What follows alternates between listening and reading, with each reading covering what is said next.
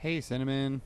Hey, it's Cinnamon Cooney, the Art Sherpa, and we're here on a viewer-directed painting. In other words, I don't have a plan. You guys are telling me what I'm painting, and I'm probably panicking for the next 2 hours as I figure out how to paint what you guys are talking about. I know we've had some discussion of fairy fantasy, waterfall, rainbows, castles, all that kind of stuff, so I think we've got a starting place. Hope maybe that trend will hold. Maybe it'll change wildly. I've got an iPad over here to look things up so I can try and paint them. Could go good, could go crazy. I don't know. Oh, and look at this camera. What does that mean? That means 3 camera. We're back to 3 camera. You We're happy about almost that? back to 4. Oh, hey! Oh, and if you'll notice this apron right here, this was from Janine. This was a Happy Mail gift. One of the viewers sent this in to me, and I love it. I've been waiting to wear it, and I just wanted to share that with you. And also, show you guys my mug that I got. I got my mug. Isn't this thing insane? I got this from Donna when I was at VidCon. And then, also, some Star Wars postering, which I really appreciated, in this fabulous, fabulous card from Lang, which I thought was just super gorgeous. And so that's a really cool thing. I am coffeed up by unknown, undescribed national brand of coffee. And I got some paint out and a canvas behind me. Canvas behind me is a pre-gessoed black canvas. You could just paint your canvas black. That would work. I'm hoping this will help us with some of the fantasy topics that we're doing today. I have a reason why I'm thinking that. And then paint is today. Oh, wait, before we say, do you want to, let me just get back over here to you. There you are. Hi. Hi. So we should say hello to everyone. Hi. And we should tell them about the guest that we have in the studio and who the creepy voice is behind the camera. Thank you, sweetheart. I forget that. I get so I gotta teach this. You do. You're ready to get right into it. You're like coffeeed up. You're like, I'm gonna paint. Today we're painting, and you're painting with me, and I'm gonna show you some painting. So today, in the control booth is my husband, John Cooney. Hi. And also my friend, Margarita Prevost. She's back there too. So we got 2 back there, and the reason being is that my son, as if you follow, has just started kindergarten, and we thought he was on a long day, but he's on a short day, and this was already scheduled in the broadcast. So John's going to be leaving, and Margarita's going to be hanging with us. And honestly, she's been my friend since before I had kids. So you like her because she's awesome. I've known her forever. Yeah. So I see lots of familiar faces out there in the audience today. I see there's Mona, Colleen, Shannon Phillips, Ashley, the Jackson family art. We've seen them before. Trisha, Kathleen. Gosh, there's a bunch of people out there today. It's like everybody awesome came in today to tell me what to paint. They did. They all came in, and hopefully they came in with lots of great, crazy advice. I saw some up earlier that I was going to scroll up to. So, Nikki's here. Rose is here. Wow, they're all lurking up there. They're lurking. Oh, I know they're here, though. So, scrolling back down there. So, we're going to have, and today you're going to have to tell them what we're doing. So, we're going to take some instructions from the audience, right? Yeah. Basically, we're going to start out. I'm going to ask you guys some questions. You answer those questions. I know you've already sort of put it out there hardcore all week that we're doing a fairy fantasy theme. So, unless the whole energy, and I'm going to make sure my iPad's working here, is changed. Are we still doing fairies? Is it still a fantasy theme painting? I don't know. I have not. I think there was some early talk in the channel about fairies and dragons. Mm-hmm. But castles. So we'll have to see what early requests come in. So we guess that now is officially the time that we're going to ask for requests. Now is the time. If you would like Cinnamon, the Art Sherpa, to paint something on this black canvas, please tell us what it is. So the first question is, are we doing a fantasy theme painting today, or what kind of painting are we doing? What kind of painting are we doing today? What's the theme? What are you guys thinking I should paint? So Angela Maxwell says paint shells. Shells from Angela. Mm-hmm. Waterfall, fairies, some magic. Okay. Some techniques on trees would be good. Techniques on trees. Mm-hmm. Still fairies, yes. Fantasy, fairies, seashells. So maybe a coastal fairy scene. Yeah, well, I don't know. I heard a lot of waterfall, too. There's waterfalls and some butterflies in there. I think we can get a lot of that in there. The waterfall seems to be pretty popular. All right, I'm going to ask you a question about the sky. I think I've got a beat on where we're going. Should our sky be a daytime sky, or should it be like a space fantasy sky? Ooh, what kind of sky are we doing today? What is this? What does a space fantasy sky look like? Well, you know, when you're painting fantasy, you can just sort of do anything. The sky can be on fire. The sky could be space. I mean, it could be, because you don't necessarily have to be on planet Earth, or it could be planet Earth, Middle Earth. We could have like multiple moons, or like a Saturn-like planet. Yeah, in the distance. or it could be a rainbow, or just whatever. It's a fairy garden with butterflies and dragonflies. I see fairies, Maleficent inspired. Okay. Let's see, a wizard. I saw a wizard scroll by there. All right. Space seems to be daytime. All right. Well, I have evening, daytime, space, daytime, or evening, space fantasy, daytime sky, more like real life, space Mars. Oh wow, it's just going. There's a lot out there. Is it battling out? It sounds like it's battling out. It is. But daytime seems to be running, and so maybe a fantasy daytime with some planets in the distance. All right. Okay. Let's do that. Can you do some fantasy planets behind some clouds in a daytime setting, maybe? I think I might be able to. Extra spatial fairies. What are you rummaging around back there for? Me? Yeah. What I'm doing is I'm looking for a reference photo. Ooh. So that I can have a start point. And that's something that I think is important to do as an artist. Is you try to find a reference, some place to start your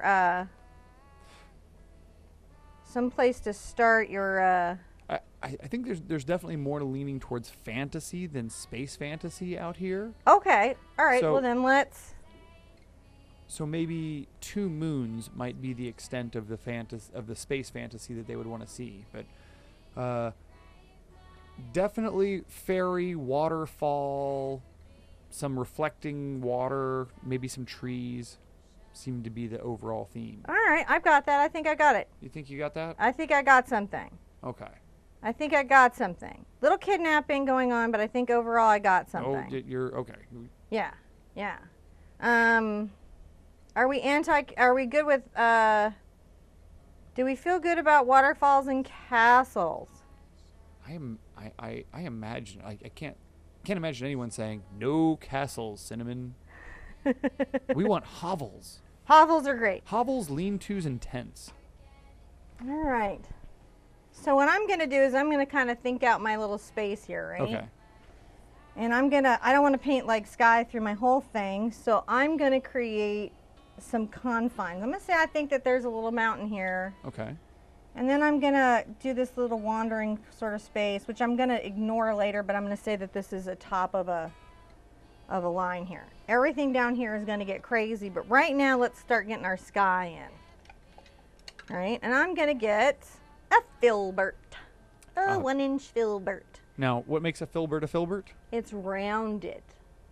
It's rounded, and this is different than a bright. A bright gives us a crisp stroke. A filbert gives us a soft stroke. Okay, and by that you mean like the edge of the line? The edge of the line is soft. Okay. All right, our colors today.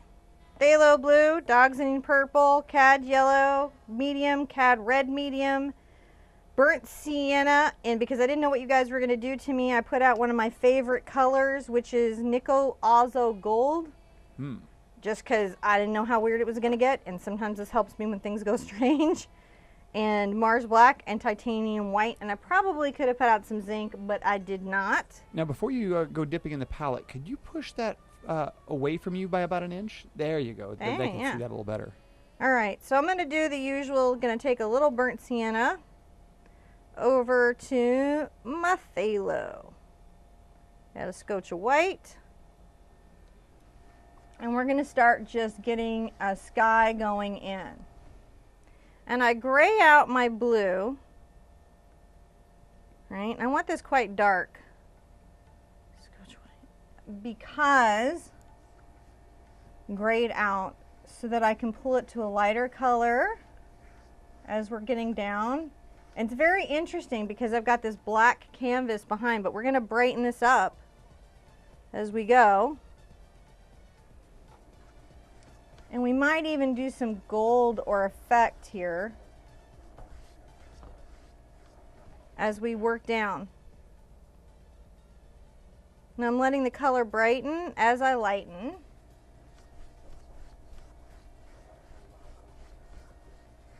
I want to give the impression perhaps that so that we've got some rain that's just passed.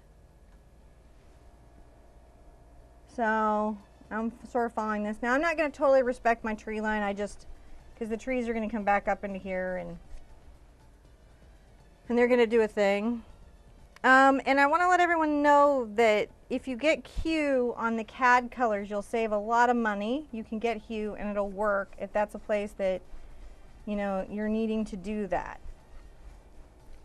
Now, where did you get that black canvas at? I got this at Michael's. And was it about the same price as a regular canvas? Yeah, and they run sales on them all the time too. So sometimes they even end up being cheaper because they'll like randomly pick a sale on stuff. But again, you could just paint your canvas black, and they have black gesso too. Yeah. If you found that you liked working a black canvas, what's nice about a black canvas is then you don't have white showing through. And it's particularly good if maybe you're going to be doing some craggedy stones or waterfalls or anything like that.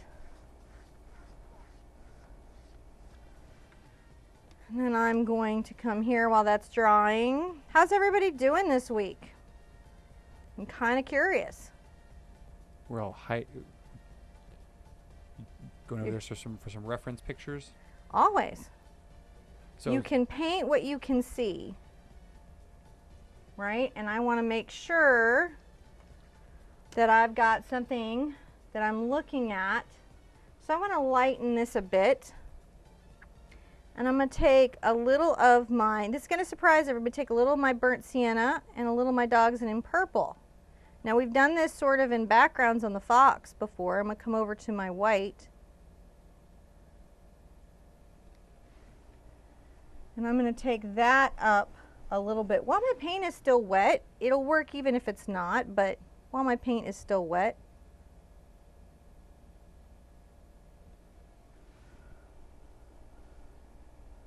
I'm going to just, because I want to create some drama. In the trick about a fantasy scape is that you do want drama in it.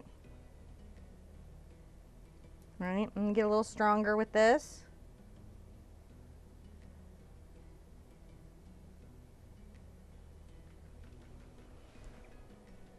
I'm going to come along here about 3 inches above where I'm finishing my weird little skyline. You know, your trick when you're doing these skylines is to make sure that you vary the little patterns, that you break it up. That's like your biggest little trick that you've got to worry about, is to try to avoid being geometrical.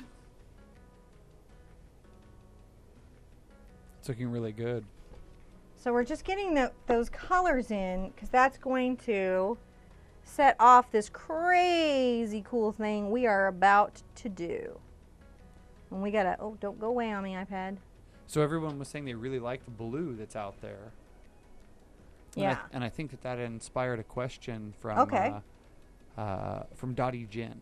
Okay, excellent. And she was asking when you were going to paint some more Doctor Who with the angels.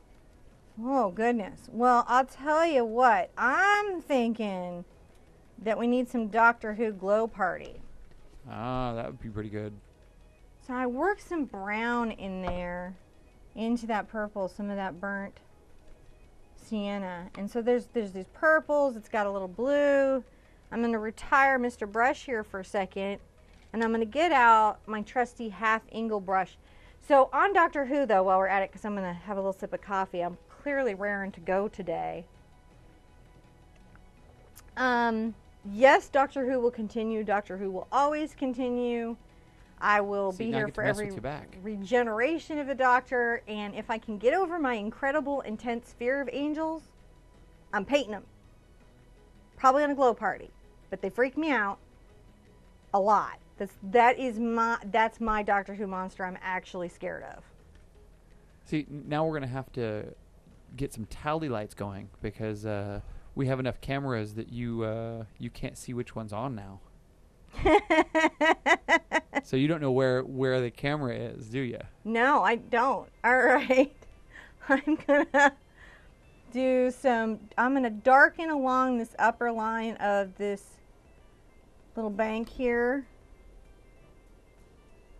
And we're going to have the close-up cam real soon, aren't we, John? Yeah, we're working on that right now, actually. We should get some new SDI cables in, and then we can drop in our 5th camera feed. So I'm just working this feeling of this darker bank here, just at the top. What happens to people is when they think clouds, they think white and fluffy. But clouds are green, clouds are purple, clouds are a lot of colors. They're really unruly. They misbehave, do their own thing. And so you've got to have those deep shadows. You've got to have the dark side of your clouds needs to come out, especially on a really dramatic sky, which we're about to create here. I'm going to rinse this out, and I realized I did not get myself a rag or a towel like a crazy person. You didn't. Who has never painted before.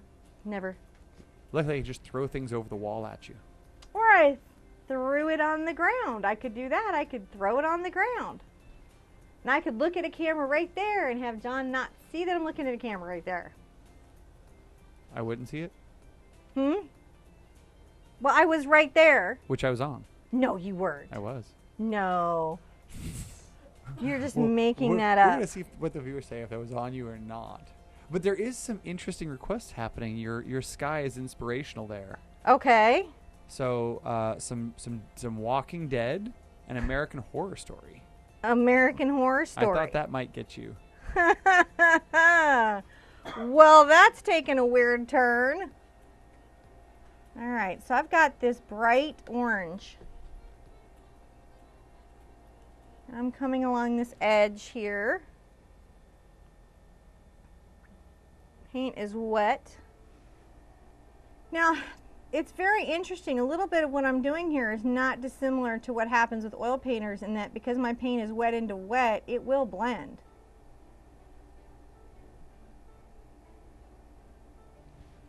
And it's a lot of fun for me to play with this color. So while you're doing that, I'm going to start handing the controls over here pretty quick and let Margaret have a hand at this. So she can get some experience pushing buttons and dodging around and answering questions. So I'm getting a little deeper into my CAD red. Actually, I'm going to rinse my brush out a little bit. I'm going to get a little deeper into my CAD. Now, this is where I actually like TrueCAD because the color is so intense.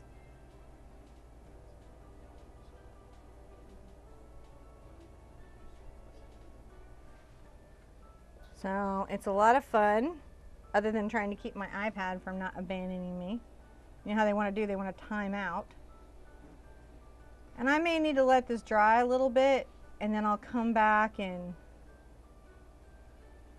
work. And what's nice is because I'm doing this color, then I might be able to take some of this into this rock face I'm planning now. Y'all have, and I may have a zombie creature now in with my fairy creature. I'm not really sure where this is going to go. I got a little CAD yellow and white, and I'm going to put in a little half circle. I'm going to come back and I will change this up a little bit later, but it's got to be sort of in at this point.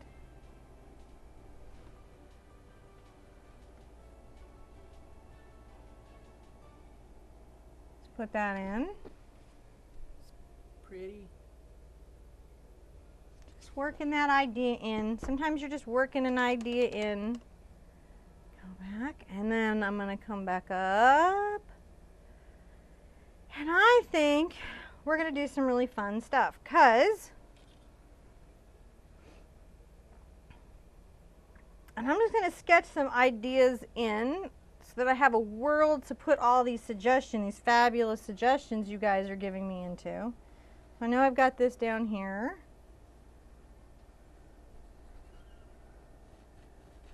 Maybe.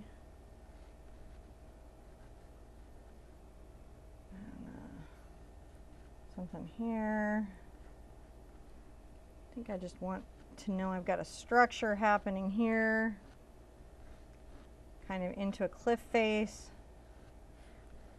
And one of the things that we'll do is once I get something in, we will always try to do some type of traceable or something to make the architectural part of everything be a little less challenging.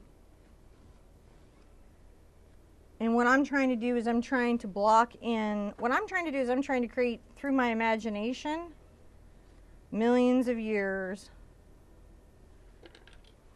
of geological forces on a fantasy planet that are happening. And to do that, I'm going to get a smaller, tighter filbert, and I'm going to start working some rocks in. And the first thing I'm going to do on working my rocks in, I might get a little purple and a little dog's knee.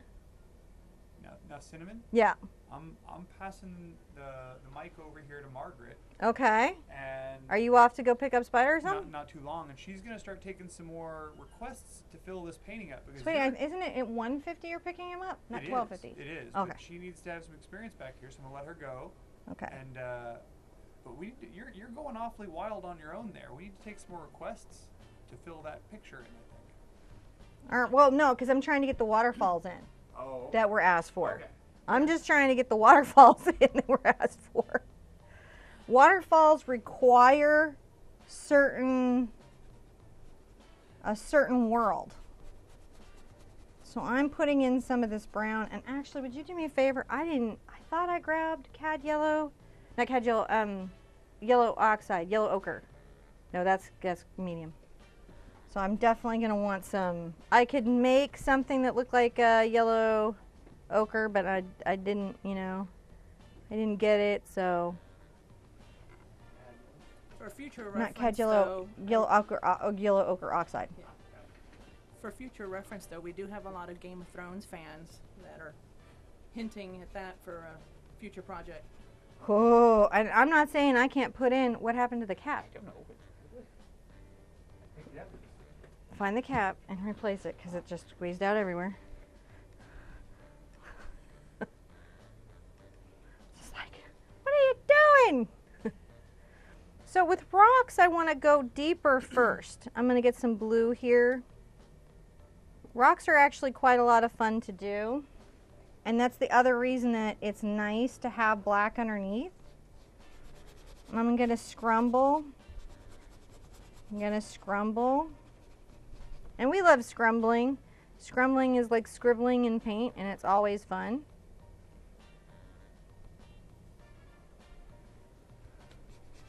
And I'm just trying to make sure that I've got some rocky surface that I can work with some shadows. And I'll just keep working and adjusting this. And so we want a Game of Thrones, like we want a winter is coming kind of. All right, we can do that. Why not? Walking Dead. I guess Walking Dead and Game of Thrones have some crossover. Sorry, I got distracted a second ago. Someone, Mark, threw out a Walking Dead fairy in a tutu. Mark. Sorry. That is very interesting. Maybe we may be working on this painting for a little while. I've gone deeper into the blue, and I'm letting the black be part of my painting, part of my rock surface.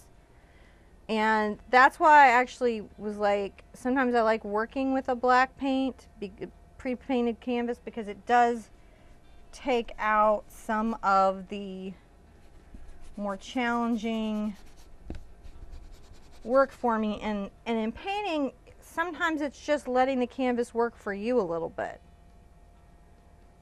So I'm going to come down here with this dark color. I'm going to build it up, build it up. Gonna build it up where I think I'm gonna have rocks, and then I'll come back and put in some what I think might be the trajectory of a waterfall in some space, and then that'll help me build up the rest of where I'm going.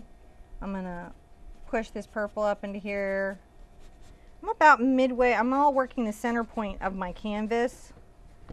These are when you guys shout out instructions like these, sometimes these are more complicated paintings than what we usually do. But it's fun to sort of stress yourself out a little bit and work a new skill. Any new comments, Margaret? They think you should do a fairy with Carl's hat on. Is Carl Walking Dead? Yes. Okay, you're gonna have to help me because I'm the Game of Thrones fan and you're the Walking Dead fan. I had to think about it too for a second, but yes, it must be Carl's. Actually, I would guess it was Rick's hat first. So. All right, let's see. I've got this sort of in. I'm gonna hold this up here. Ooh. And tilt it so you can just see the low tones. And the low tones matter. They do. Just weirdly, I'm going to rest this brush for a minute and get a 1/2 inch bright. And I'm going to put in the deep color of my water. I'm still going to knock it back with a little of my, add a little scotch of white. But this is going to be my deep tone. And I'm going to think about where I'm going to say, hey, there's a little spring drifting down here a little bit. Don't go anywhere on me. It's going to come out over some edge here and then fall down. And then it's going to think about it and fall down this way. See how that's sort of going? And then it's going to think about it and fall down this way. Sometimes I like to imply, and then I'm going to give it some space to land and level out. Now water, unless it's falling, is level. And that is your #1 trick when you're trying to say that something is happening with water. Water, unless it's falling, is level. And I'm going to say that coming from here, we've got a little fall starting here and it's happening. And then it's got a little friend that comes out here. Perhaps. Oh, and then it's kind of coming here and falling down some rocks.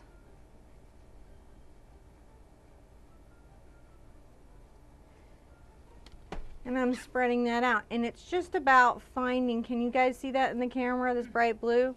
Yeah. It's about just finding that space that the water, where it's leveling out and then it just falls down. Because that's what water likes to do. Now, when you kind of know where your water is falling, then you can, oh, and you know what? Just for fun, just for playful fun, we're going to give it one little fall right here too, because it's going to let us have some interesting rocks that we're playing with. So we'll come back and visit that later. We may hide some of our landing spot with leaves and rocks, but right now we know where that is. I'm not even rinsing my brush. And I'm going to come in and start creating some of my world here on my rocks. Now, I'm not adding water to my brush, and I'm creating a gray-brown color. I need it not to do that. And I'm going to start defining the rock faces that are closest to the light.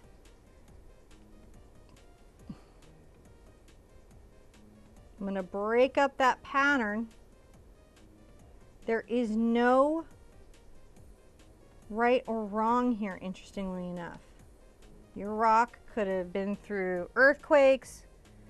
Your rock could have dealt with glaciers. There's all kinds of things that can happen to rocks over the aeons. And what you're trying to do is be the rock. I know that seems crazy, but that's what you're actually trying to do. You're trying to imagine the story of this mountain and the water that's run down it. Right?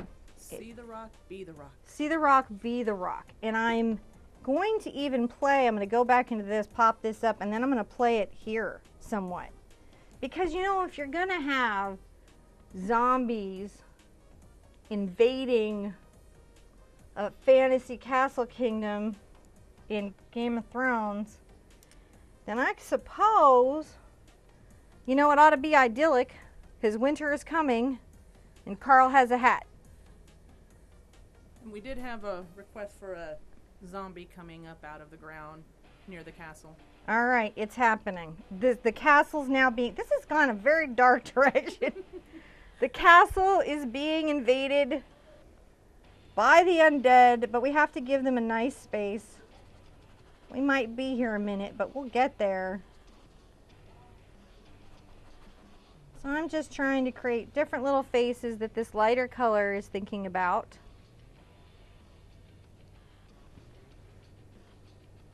And I'm thinking our fairies are probably not really afraid of the zombies. No. Their brains are too small.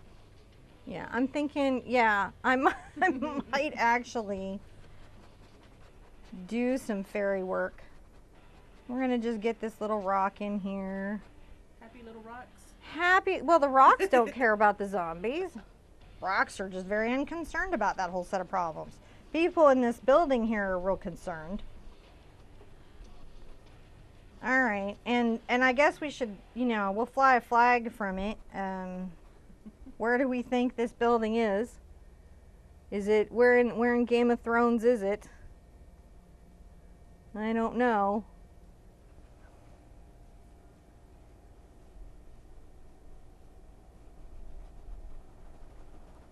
I'll just come here and I'm going to start implying that there's some structure here.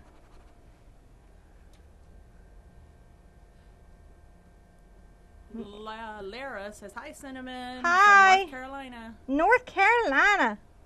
I love it. So I'm pulling, how you doing today? We're painting zombies at a castle.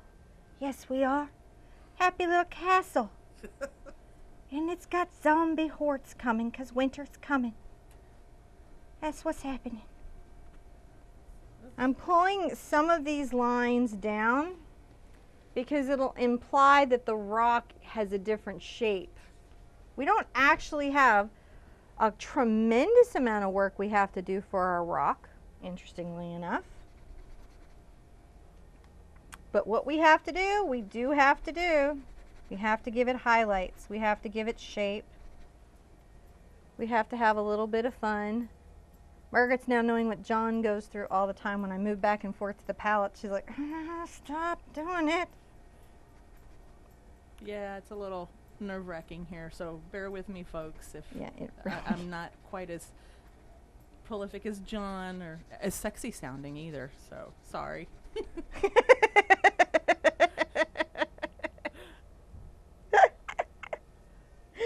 I'm just trying to keep up with the cameras. Margaret actually got to go with me to VidCon this year. Yay. So she got It was fun. She got to go there and see the craziness. We're still not bringing the kids, I don't think. No, not unless we have full-time nanny along. Oh yeah, you couldn't do anything. To be watching your children run at the elevator. I felt bad for the parents. I saw they're just walking around. Leashed to their kids. They were super leashed.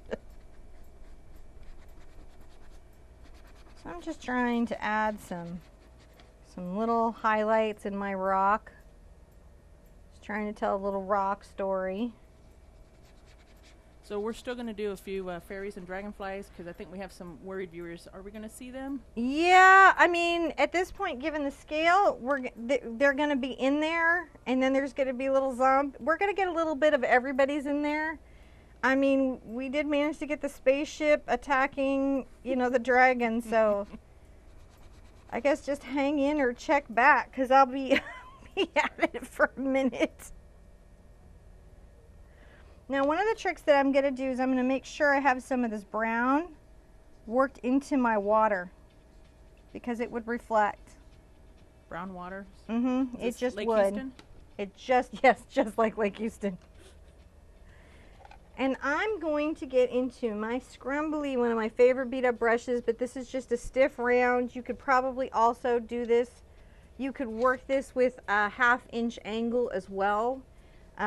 Even though there's such different brushes, I'm just doing this so we can move through expeditiously. I'm gonna, in a dry brush, get some blue, add some brown, get some green. Shockingly, I'm gonna get over to the purple, and you're like, what is all of that? Because we need to add some green base, because these rocks have plants on them.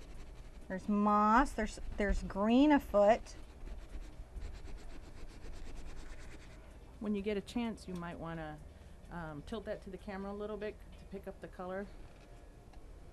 Yeah, see, now we can see it. It's a little better there. Cool. So that's what we're putting in there, is this deep green. A lot of times people don't think about hitting their stuff with, you know, purple in their green, but believe it or not, that is a great way to talk about deep foliage if you need to, and today we do, and we need to talk about a lot of it fairly quickly. Right, we've got a lot of it happening on these rocks. And it's going to be really interesting because what we're going to do is we're going to be working along at this for a minute. Sorry about that. Wondering if we're lost or not. I always go through this period in my paintings like, am I lost? Have I completely just lost my way? Holy? And then what's going to happen is the highlights, I'm going to pull this straight down on that same rock and do the same here. Screen. As we will put in highlights, right? All of a sudden, the painting is going to be revealed. The fun part about art is there's this impossible stage where you're like, where could I find my way out of this? And it happens to me. Like when I'm doing these like viewer-directed paints, I'm like, I could get lost, and then what will happen? Well, one thing that will happen is you'll see what it's like for everybody. I'm going to add a little foliage line up here. Trick with any foliage, any brush that you're doing, and my mom Ginger talks about this a lot, is don't clone. In other words, don't repeat the same types of patterns because nature won't. Nature will break it up, and you need to do that too. Because I'm using small bits of reference photos. You guys don't know this. I'm going back and forth across several different pictures because I might be like, okay, I want this feeling in the sky, or I want this type of waterfall, but these things generally don't exist together. So you have to, when you're building a fantasy piece, you got to have a lot of belief that you're going to come out of it okay. It does take a lot of faith.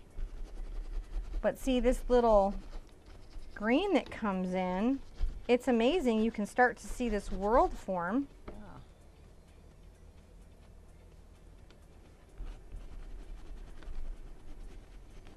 And that's what we're trying to do. We're just trying to give this world. I added a little more yellow in there, and just even that little bit of highlight gives all of this. And as I scrumble away at it, that's why I love my scrumbly brush. Oh, yeah, that's cool. See, now as I'm building this out, there's some zombies could be coming up, and fairies could be here, and and flags of wolves could be flying, and it could just all be something. But it just takes a little bit from us, a little bit of faith on our part. We'll put some greenery here because I know I'm going to be working that castle space up. Someone asked, what is mixing white? Mixing white is zinc white and titanium white, so it's not as translucent as zinc white. And also there's some concern among painters that all zinc white, whether acrylic or oil, will crack, because that's what the crazing is on oil paintings, is they had zinc white, not titanium white, and so it would crack over time. I have never seen a crazed acrylic painting, but I am told it is possible because of zinc. Oh, in 500 years. So acrylic really has only been around since like 1970. So the jury's out on how much it will craze, or if it will at all. And I have just weirdly gone into this green that I have, add a little purple and a little yellow. I'm going to come in here and I'm going to just dab with this scratchy little brush. Some highlight here. I want to make sure that we've got some of that going.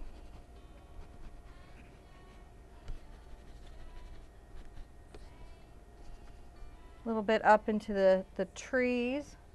And I will pick the tops of the tree where they would see light in places.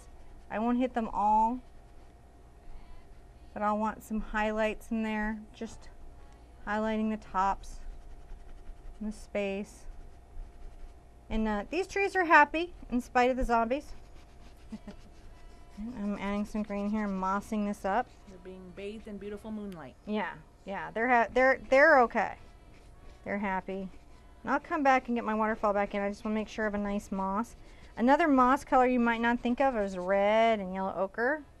I'm going to let this rest a little bit. I'm going to get my 1/2-inch brush.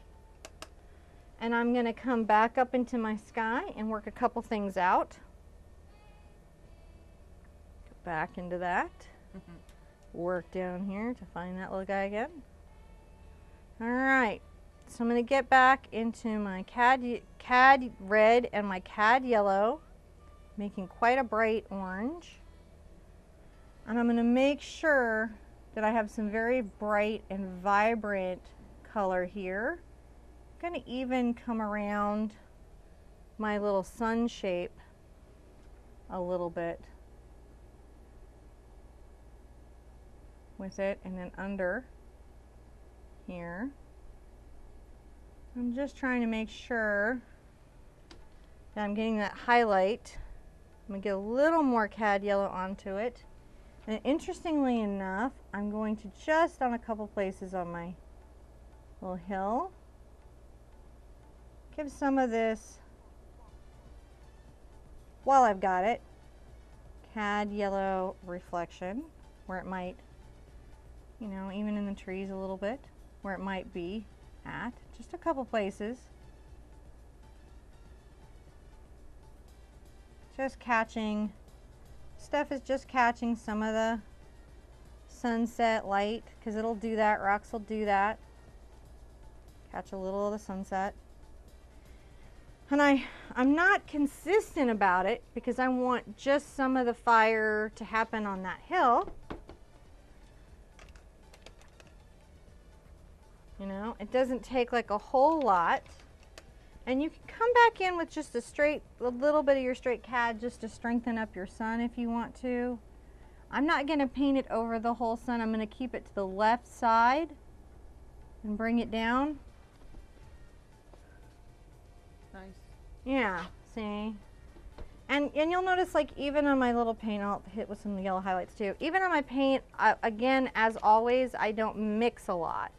I mix enough to get a point made, but I don't mix so much that I lose what I was saying. I'm going to get my yellow ochre and my dog's name purple. Now, ochre and dog's name purple are contrast to each other. And when you use them together, it will gray them out. It will knock the colors out. So you can have beautiful pigmented colors and knock them back easily, so you don't have to have a tub full of a million different kinds of paint. If you understand contrasting colors, I don't have to really get an ultramarine blue or cerulean blue or any of those, because I can kind of get there from with phthalo all the time. I have all those colors in my tub, but for the purposes of us painting, I can keep my palette at very limited, and we can be just fine just knocking back and graying out our color. So I want a fairly dry brush, and I'm gonna come and make sure that my higher highlights exist in the mountain. Make sure I have enough tones where it feels like a landscape. Now, we're doing a fairly flush or fast landscape today. You could, you know, spend hours coming down here creating highlights, creating all these different little tones and these different little spaces in the rocks, you know, where they're smooth, where they're rough and jagged. You could just keep working that, but we're going to get the basic story in, because we have a lot of story to tell today, since I have such a creative crew. What are they saying today, Miss Margaret? Well, speaking of stories, I did see someone, I think Stacy, was asking, you need to do a video where she may be able to see some of your early artwork, like we're talking school years. I think the evolution of Cinnamon's talent. You know, I'll try to find some pictures of what I did. I think I have some. You know, I was not good. I come from a family, like, we got art, we sell art. My mom and I are pretty mercenary. And Margaret probably has a lot of my paintings. I have a few, yeah. I love them. I'd be happy to. It's very dark in my school years. It's very dark. It's very disturbed, very emo in my art. I think that's what I would say it is. I was emo. Felt like art needed to be serious. Serious. Disturbing. You should be disturbed by the art. It should make you question your own reality. To whatever. I did well in my little art shows. So kind of a 180 now. Everything is quite eclectic and happy and high energy, I think, in your work now. Yeah. I mean, even your dark stuff is fun. Yeah, I think it has energy. At some point you just move away from the darkness. You're going to have a happy zombie. So I've got more of a purple here, and I'm just looking for some places I might pull that. So hopefully you guys can see some mountain is happening here. It's telling you some story of some stuff. And I guess we've got to have something for it to invade, right? So we'll take some purple over to some sienna. I'm going to add a little gold to it, interestingly enough. And I am going to rough sketch in some reality here. Oh no! What? Back to reality. Well, I mean, in this reality, somebody's got some impossible keep on a completely unrealistic ledge, right? Like awesome. You do. As they do all over Game of Thrones. Don't they have very creative building practices? Oh, yeah. You know? I once saw a video where a guy completely rebuilt the Game of Thrones, several of their buildings out of cardboard for his cats. Oh, for his cats. And it took hours and hours and hours. And then he just let his cats destroy it in like 45 minutes. Okay. There's a lot going on there. It was pretty awesome to see.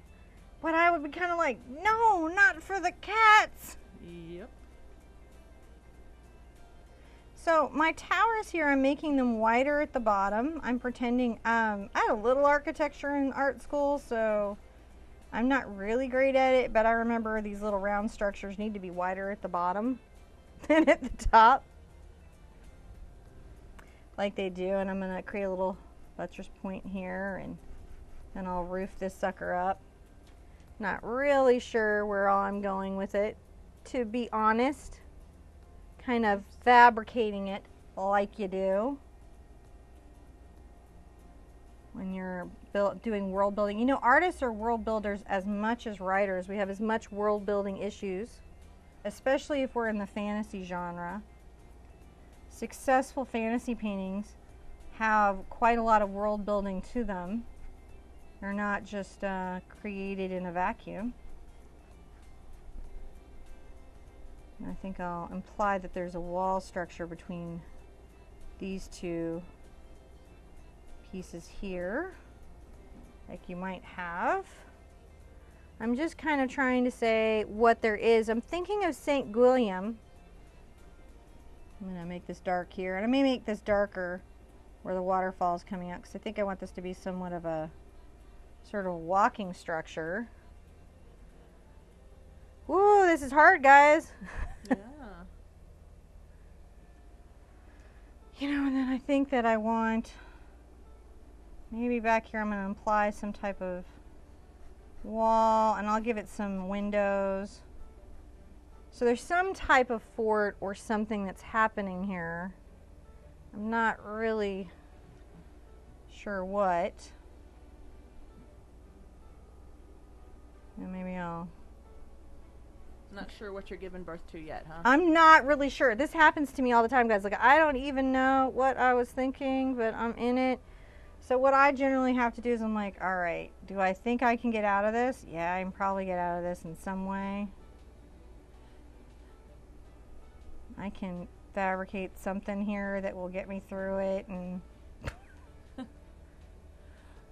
well, and that's the point, which is that it's really not about the perfection of it. It's about the completion, like I'm always saying. It's about just getting through. We got a storm coming through, so like if I suddenly disappear, I will rebroadcast. yeah, we've got some serious thunder and lightning. I'm not going on like faking it, so I'm kind of trying to just put in some structures here.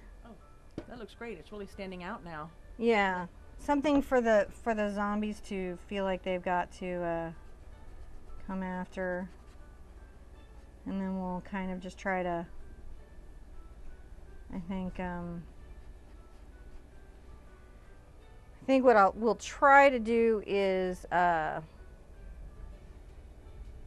I'll put a little roof there. I'm trying to just create shadows and highlights and imply structure. It's an interesting thing because I'm not entirely sure of the structure. I'll imply a structure, and then I'm going to let some nature come along and mess with it, and then, you know, I got to figure out what I'm doing. I'm going to come, because I've got the sun here, I'm going to come and lighten this space at the top of these. I'm going to say that is my lightest point. And that'll be my darkest point. So generally, away from the sun is your shadow, and towards the sun is your highlight. You know, and anywhere you're not sure about something because you're doing fantasy, be vague. Total art tip. I'm gonna go to this camera, the straight camera. Total art tip. In fantasy art, whenever you've got something going on, just be vague, just be general. You know, if you can't tell the whole story, tell just enough of the visual story so people know what you mean, and they will can you microwave this for me? And they will finish it out for you visually inside their mind. And that's something that really great artists, even like Boris Vallejo, who are high realism artists, where it's unknown, they let you finish the story, and your brain does that computation itself. So it's just kind of a nice thing. When you're unsure, let the viewer finish the story for you. And I'm going to do that a little bit today. And you're going to see that that's probably going to work out really well. And we're going to get just a little more of the structure in, and then the waterfalls, a little more foliage, and then we're going to start putting in fantasy creatures. Hopefully it's not too long of a run yet for everybody. yeah, I think some folks were getting a little antsy. Are we going to have fairies or not? We're going to have fairies. But we got to have a world. That's true. Fairies have to have a place to frolic. And hopefully that's not my iPad dying. Oop. It just went to sleep on me is all it is. All right. So I'm gonna just get this in here.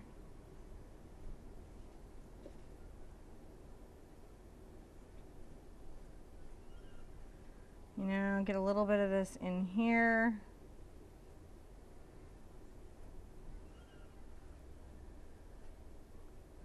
A little bit there, a little bit here. We're just talking about the building just generally enough to know we've got one. I wanted to bring an off-camera weather update. Okay, how bad is it? It's pretty bad outside. So if we lose our broadcast, it's because of weather. And just let everyone know. We'll do our best to hang in here. We generally don't lose power for very long, but if we do, it probably would end the broadcast. Yeah, it would do that, right? Well, we have battery backup, but not enough to keep us up for very long. Okay. So I'm going to do just a little stroke here and a little stroke here, a little stroke here. Sort of implying some stonework, and I'm going to do that down the side here. There's a couple places I'm going to start implying this sort of stonework. I'm going to do it here. I'm just dashing this sienna places. And oh wow, I hear the emergency alert. So Margaret's probably with us for the duration, and hopefully it's not going to be serious. So here we are, and yes, we're still doing fairies. No worries, guys. We'll have a zombie, we'll get a fairy in, we'll have our waterfall in, all the stuff we've been talking about. We're just getting this basic stuff in, telling a basic story. I'm just showing you guys how to tell a basic story. Now I've got my purple and my yellow ochre, and I'm going to get my white, right? And I'm going to come and add this like a little highlight on the outer edge here. Another little one kind of on the outer edge. I'm going to leave a dark shadow. We'll make some dashes here. Try to add some stonework. We're having a little variation on opinions here regarding the zombies, whether we should throw one in now or do another painting where we're okay. You know, focusing on zombies and doing special stuff with zombies. You know, it's all possible. So it's kind of like it's all possible. You just have to decide what you want to do. And I'm just trying to give some highlights so we're getting some buildings in. Trying to get some highlights, get some buildings in. I noticed you kind of put a curve under that. Does that just... Yeah, that helps just enforce that idea that it's round. Just enforcing an idea that I've got something around a foot here, and it's round here, and... Yeah, see, me as a total beginner, I would have been tempted to go dark under there because you're supposed to have a shadow, but that looks awesome. Yeah, and then I'm going to kind of roof it in. I'm going to get right into my cad red and my bird sienna. I haven't even rinsed my brush. And I'm going to just do this downward stroke. Nice. And I'm just doing that. Just kind of trying to say, hey, we've got some little shingles here. Shingle, shingle, shingle, shingle, shingle. Because again, I'm not trying to do architecture. I'm trying to just tell people a story about a castle on the hill, which may or may not be being invaded by zombies, as you guys decide. And I'm going to add a little of my sky highlight to the tops here. We just want a little of that. And I'm actually going to come back with some trees and break up these lines, which will help a bit. Now, importantly, we're going to make some window shadows. I'm going to get a small brush.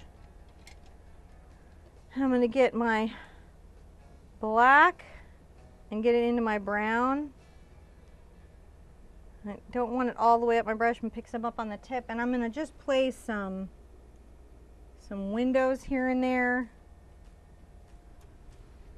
I might even create some definition, and here's like some window. All right, because we're just, who knows? I mean, these people built it. We don't know that they got the city planner out. The nice thing about painting something very, very rustic is you don't have to be that specific,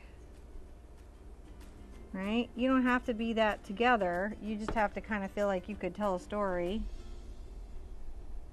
right? And again, we're going to come back with some trees in a minute. Now let's think about our, oh wait, let's finish up our rocks here and our little shadow under here, because we want the waterfall to have a little shadow. I'm going to turn the rocks.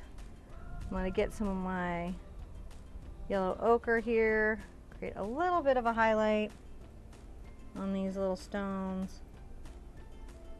And I'm going to talk about the waterfalls a little bit more. So we've got this dark blue here, and really this is as simple as just getting, I have just a touch of the blue, just a touch, and I'm going to get a little of the, so it's just a little off-white. I don't want straight white, I want it to be a little off-white. And I'm going to come and I'm going to just lightly drop the highlight on the water.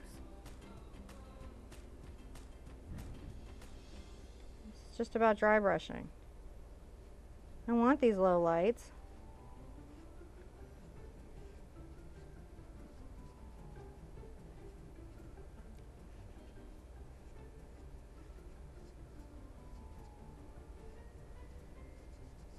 Create a little reflection here.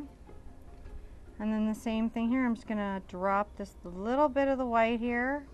Tell the story, it's coming over here. It takes very little story. And I'm going to, just at the bottom where the water is coming in, I'm going to add a little foam by scrumbling underneath it. And then I can get some, just a higher white, just a little bit of it, and just some of the water. Very little that has to go on to tell your waterfall story. And you know, you can be like, you can have it wander along a whole bunch of rocks here. A little bit more there in the water there. High white.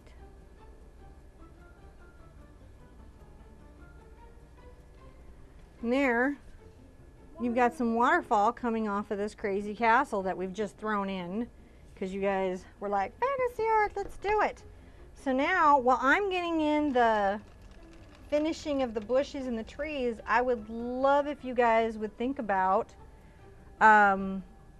if it's fairies, if it's zombies, if it's what we have going on.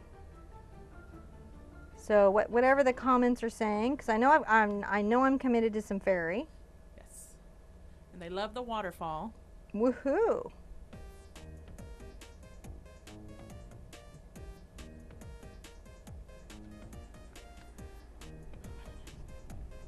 Come in and just work some scrumbling little happiness, little variants of some thoughts of who knows what's happening here. These people are, I don't know what kind of gardeners they are, what they've got going on. I feel like I want some tree or something happening right there. And my brush is, here's the magic of this. See, my brush is got a lot of paint on it, so it's just real easy for me to say, oh no, there's this guy here, and I want to break this up right in here with tree. Gotcha. Break it up with tree if you need to break it up with tree. It needs to be broken up, and I'm going to break it up. I'm going to break up this roof line as well with a little bit of tree coming between these two. A little more realism there. Well, whenever you layer, it just gets better, right? More color. More color. Whenever you give it more color, it just gets better. And if we break up that roof line, it helps deal with wherever we might have made a mistake in architecture. It's just one of those little things that helps us get through. Because a lot of artists, what they do is they do sketching and they do studies, and they want to make sure that by the time you see it, it's perfect. They don't want the process to show it all. But the thing is if you don't see the process of how we work through something, there's no way for you to get that result. I'm going to add a little red to this, interestingly enough. Some places. And I'm just looking for spots that could use a little green and a little breakup, you know, a little bush shape. some, you know, something more defined than just whatever. Then get the white. A little more yellow. I'm gonna work the tops of my little trees again.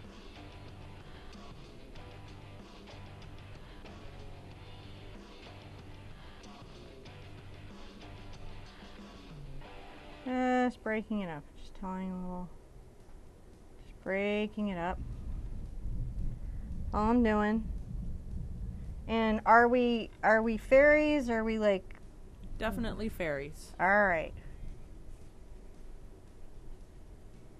I think even the couple of folks that were requesting a zombie have, Move to the fairy camp. well, or just move to let's just spotlight zombies at another time and give them All right. the full attention they deserve. Well, we're gonna keep doing viewer-directed content. So, you know, where you guys, and again, I mean, it may not always turn out this well. It happens to be coming together, and we're now getting to a place where we can start talking about, you know,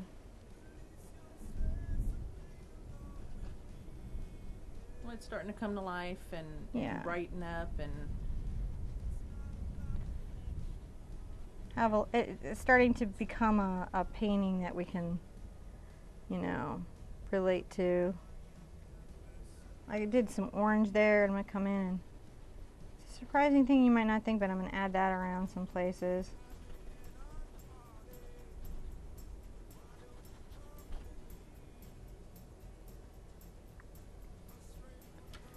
So that's what we're doing, and then we're gonna think about what, you know, putting some fairies in here. when you threw that orange in, how do you decide what pop of color to add to evoke, or what feeling were you trying to evoke with the orange in this case? I think in this, I'm trying to tie the color story all together, right? So we've got this going, and I'm just trying to tie this color story all together. I'm trying to make sure there's some continuity around this world. And I also happen to know foliage comes in this range of hues, and I'm trying to make sure that by just telling these little spots of color, it's like I'm telling a story of about there's this plant here, and you don't really know everything you need to know about that plant, but you know that plant is here. I don't know if you guys can see this back there. So, like how that's looking, you know, right there. And again, you can come in and you can be like, oh, I really want to work out my branches there. I really want to, you know, work out different stuff there. And so what I think, all right, so I'm going to do something kind of crazy, guys. Like you do. I'm going to maybe put like a trail rider unicorn thing that I can have a fairy mounted on, so I can paint a large enough fairy that you can kind of see her. And I'm just trying to figure out where the heck I'm going to stick that unicorn. Because we actually did have a request earlier for the unicorn. I just missed it. I'm just trying to think my size relationship and, you know, what's going on and how I'm going to get that totally in. Yeah, I know I have a real hard time with figuring out the scale of things once you add it later. So, because I'm like, you know, the scale is like kind of a thing.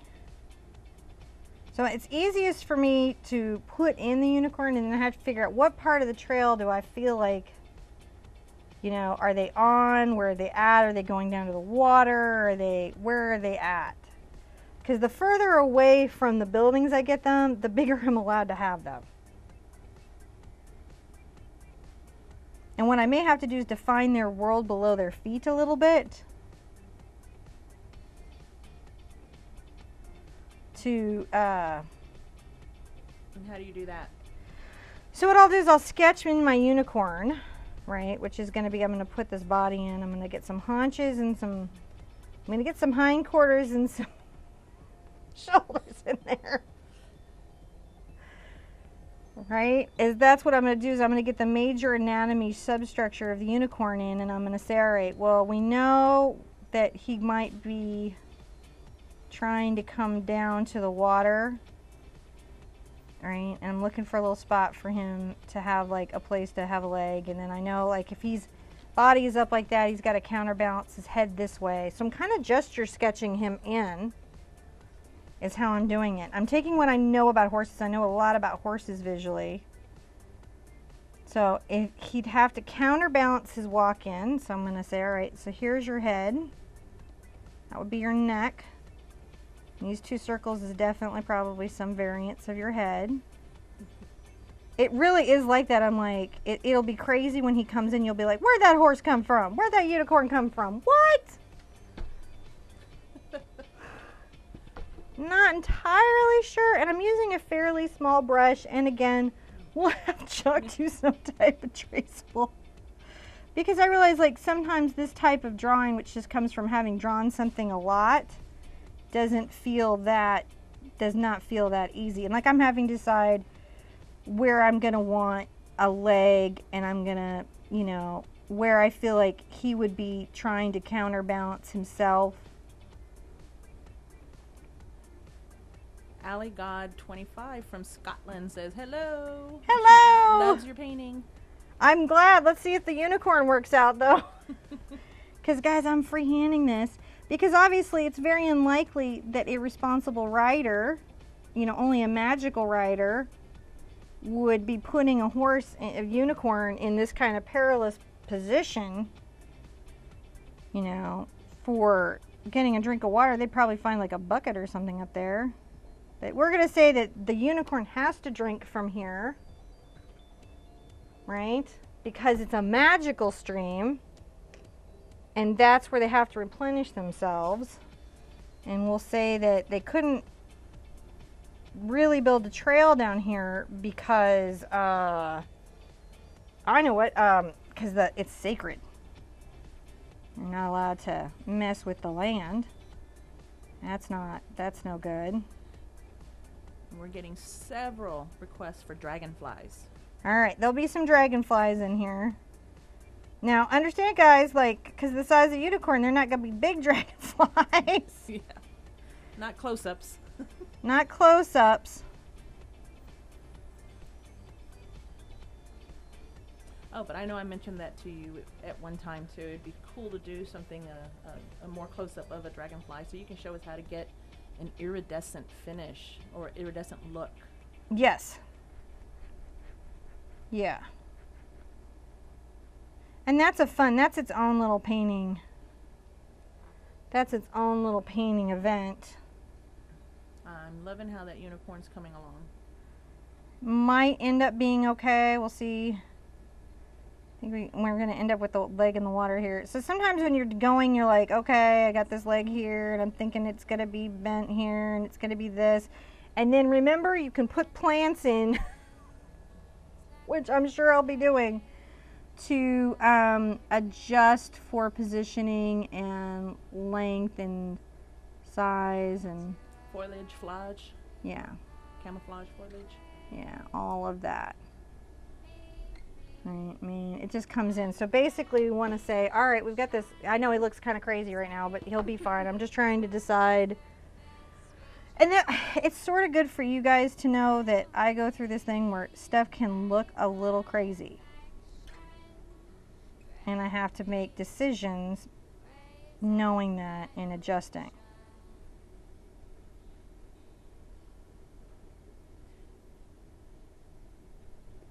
And I will. And I'll come paint stuff out if stuff isn't working, and I'll put stuff back in. And you just don't want to, what you don't want to do is give up and get frustrated because things aren't going right. Like, that leg was not going right for me. I wasn't liking the positioning of that leg. And so where you're not liking things, fix them. Paint it out, change the world, fix it. And that's really all you've got to do. And why is he purple, you might ask? Why marry him? He's not going to end up purple by any means. I'm right now creating, when you want to paint something that's essentially going to be white, you need an undertone to it. And purple is a fantastic, purple and blue are fantastic undertones to white. They work really well. And you just want to make sure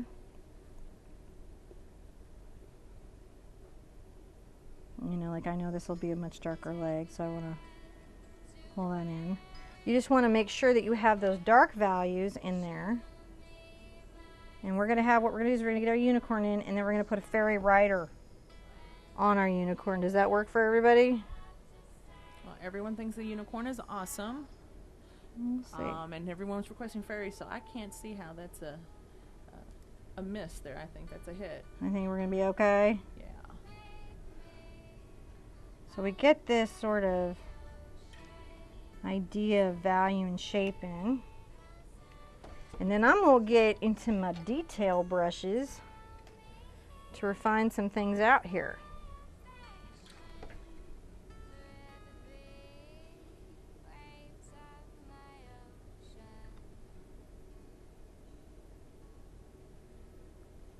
What did you just dip into to do the I highlights? did white, just slightly off white with the purple mixture. Not perfectly white, and I'm doing a very light brush pressure. I'm not going to paint out all my dark tones here, and I'm going to just refine what I've drawn in so that before I put the mane in, before I put all the stuff that will kind of finish this out, so that I can refine the shaping of everything, because he needs a little refinement. You know, and I'm gonna put the ears back. Mark explained that the unicorn is purple because the zombie was eating its brains out. Uh-oh. I think Mark's a Zombies are back. Yeah. I like Mark. I like the way he thinks. I do too. Very good singer too. So see, as we're adding that highlight, then he can start taking some shape. He can start becoming, you know, what he is. And then I'll go back and create very little detail, actually, interestingly enough, in the face to finish him out. Because here's what you don't want to do. If you painted a painting very loosely, the way I've painted this fantasy painting, right? If you paint it very loosely, you don't want to come paint some part of it very detailed. Because what will happen is it'll just ruin your good time. And then people will come by. The more you detail it up, the more you have to detail everything up. Because whatever you're telling in your art story has to be congruent enough. So you want to make sure that you have enough of these details correct. I'm going to turn this, interestingly, on its side.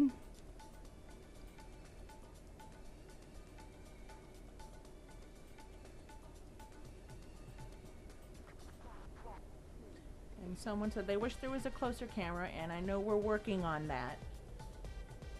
Oh, wow. Nice. So there we go. This is where we're at right now. It's really just about, he's got a little Roman on his nose, so I'm going to come back with a dark color.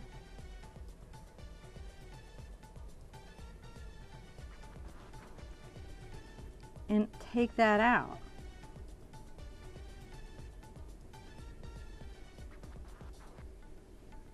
You just look for where it's gone. Like I think it's good for you guys to see. Like I'll get something, it'll get a little off, it'll get a little weird on me, and then I can't keep this coffee hot to save my life. And I knew that when I got it, because I'm like, I'll get painting, and then I'll forget to get it in. So I'm going to keep working this sort of lighter white, but not totally white story, telling out his story, because I want to leave those darker purples in there, and then I can come back. Also, one of the nice things is I can come back and not look. I'm even like some of how I'm telling the shape of him, like the roundness of his belly, is I'm rounding that stroke right there. I'm rounding it.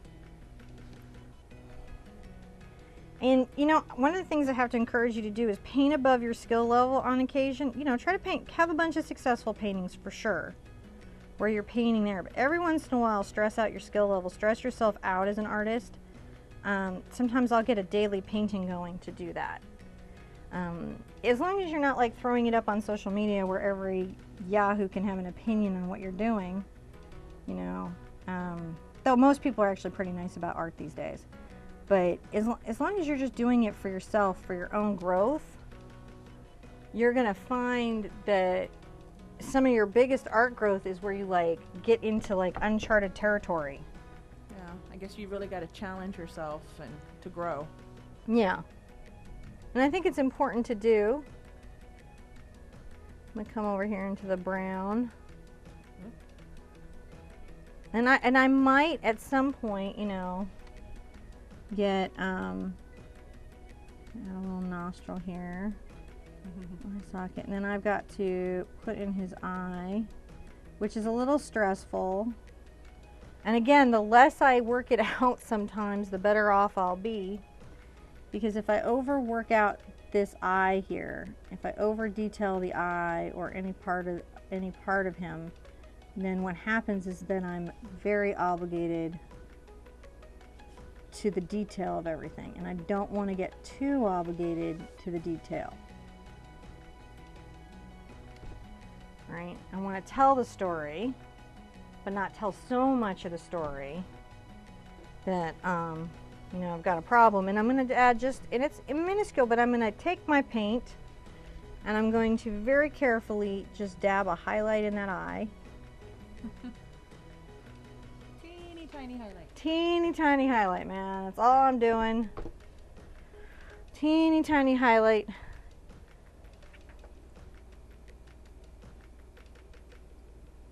Just trying to find some stuff for him because he's got to be there. And I'm going to deal with the mane and the tail on him after I have her in. Because I've got to deal with her dress, what she's got going on. I'm going to add a little foliage around him. Like here. I'm going to just add some, and scrumble some stuff. Because we're going to say that there's just a lot happening here at the river's edge. And that is covering up some of our information that we need. And look at how that just helps work a lot of that nonsense out that's going on. If you need a low light, give yourself one. Hey Cinnamon, speaking of information, Yeah. we had someone just asking how can they, if they want to send you a little something, is there somewhere they can look for a mailing address or somewhere? Yes. So on my YouTube channel, on the banner, is the P.O. box for the Art Sherpa. That's my P.O. box.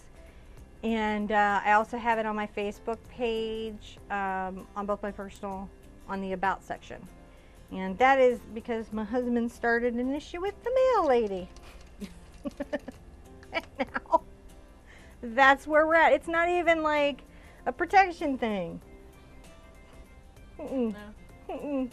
Mm-mm. So this is our unicorn, and we're going to figure out our fairy. And I guess what kind of wings is our fairy going to have? I need to know that. What kind of wings, folks?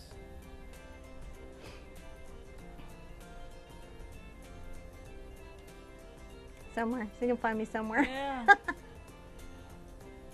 You're back in 15? Do you get Yeah. spider? Do we need monarch butterfly wings, dragonfly wings? What kind of wings? Bird feather type wings? Kind of crazy, crinkly, you know, like you see at the festival where they have like little holes in the wings. Like what kind of wings do we want? Just 20 more seconds. I don't know. So far, I'm not seeing anything on it. I like the crazy, crackly, crinkly, you know. Yeah. Something that doesn't require, like you said, you can go crazy with it and not be worried about perfection or too much symmetry. Yes, I agree with that as well. We do see a few for butterfly wings. Okay.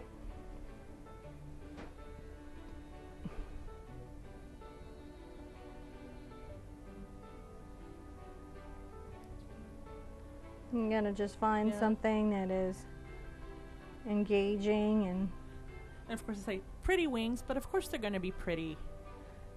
no, let's just totally down the painting at the wings. We're giving up now. But realistically, I mean, how can you have ugly wings anyway? Well, do what you can. They're all going to be pretty. They're wings. You can. And to tie her into this, I'm going to make her actually kind of brightly colored. It's going to be sort of an interesting little deal here. Thank you so much. We're going to do an interesting little deal here. I'm kind of creating the base color I'm going to want. The darkest of the tones that I'm going to have on the whole thing. And I'm just looking for that. And then I'm going to just pull it up. I'm going to pull her up. The nice thing about fairies is they don't have to have, they can have very extreme bodies. It's very forgiving of what you're doing. Because again, don't have a reference photo. Once again, gonna be faking it. So that's always interesting. So we had the request for the butterfly wings, but now they're asking for them to be transparent. I don't know how that can be translated well in a smaller size like this. Ah, but it'll be interesting to find out, right? All right. So we're gonna just do this. A little bend there of the knee. So on all things, on all, like, and fairies too, when you're trying to do legs and arms, where people will get messed up, where they'll have difficulties, they'll shorten it. So you're better to be longer than shorter. If you're unsure and you don't have a lot of confidence and you don't have a good reference photo to work from, go longer than shorter. Because that's it. Chibi is hard. Those little popular chibi things, that's some serious art skills, chibying it up. It's not an easy thing. So longer is better. So I'm doing this kind of like very implied little riding foot, which I think Margaret is probably familiar because she used to ride too. Long time ago. Long time ago. Her daughter rides now. Hi, Camille. Definitely gonna have to sit her down and watch this because you said her name. So see how that's just put in that little leg? It's just tiny, Delicate. delicate. You know, and I'm gonna, Sorry.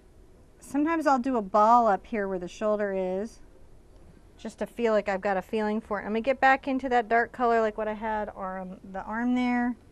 And I'm gonna do the same thing here. I'm gonna just do a tiny little arm onto the neck.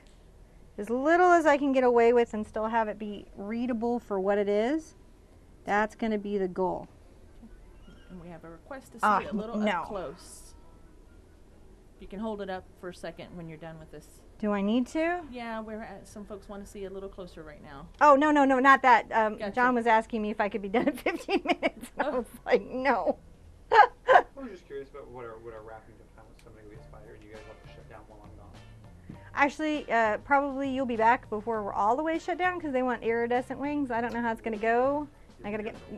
I might be. I'm just grateful no one asked for, like, you know... I don't know. Maybe this is just one of those paintings like we just... I'm going to just imply hand here. So see, this is just how little bit, just a little bit. Less I say, better off we are.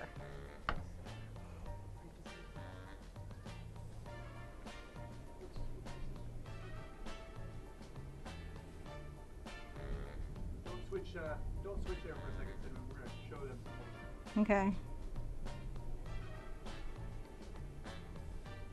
I'm gonna just drink some coffee then. I'm not gonna bail out on anybody. You don't have to. I'm not switching. I'm not bailing out on anybody. I wanna get some flowers in here. I wanna kind of. Now I'm kind of into this painting, so you guys hang in as long as you feel like this will be the most inappropriate YouTube tutorial ever in the history of ever, because I'm supposed to be doing this all in time lapse on 20 minutes and title it "How To." That's what YouTube would like me to do, is title it "How To," speed lapse it, and go. Yeah. Love you. Aww. So sweet. I like it. Now another little trick I'm going to do, and this is, it's going to, you know, I'm going to get very, very, like, general and vague about this head, too. And give myself a little neck. Vague heads? Yeah, and you know, generally if you think about it, a skull is an egg shape. So just any egg shape, anything will get you going, and I would like the horse do as little as possible on there. You know, I'll hit her with like a little skin tone. We'll hit some highlights and barely talk about facial features, and we'll get a little more involved in the wings and the magic around all of this, and maybe some like just we're gonna get magical all in this space. And I'm sorry that these take a little bit longer. Fantasy paintings are involved paintings, and if my iPad would come back, I would be so happy. Come back, iPad. You know you love me. Okay, so we're gonna get some iridescent wings, for which we have a lot of information actually. Interestingly enough,